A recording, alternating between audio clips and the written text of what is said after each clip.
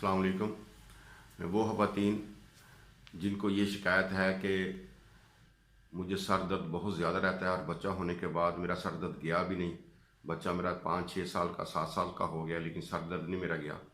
تو اس کے لیے یہ نسخہ زبردست ہے۔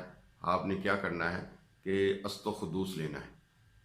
است و خدوس لے کر اس کو بریک صفو پاؤڈر بنا لینا ہے۔ تو صبح دوپہر شام آپ نے اس کو نیم گرم پانی کے ساتھ لینا ہے، اور جب نیم گرم پانی استعمال کریں تو کوشش کریں اس میں شہد ڈال لیں۔ تو شہد ڈال کر آپ یہ چیزیں استعمال کریں تو الحمدللہ 2 ہفتوں میں ہی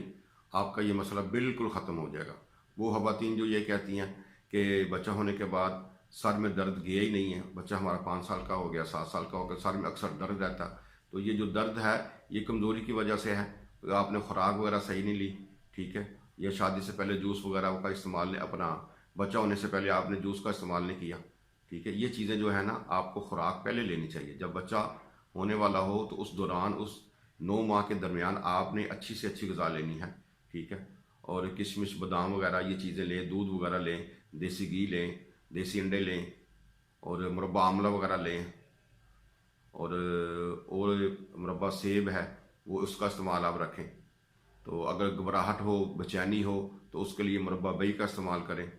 تو اکثر عورتوں کو یہ ہوتا ہے کہ جب بچہ ہونے والا ہوتا ہے دل گھبراتا ہے، دل بہت زیادہ یعنی کہ پریشان رہتا ہے، اور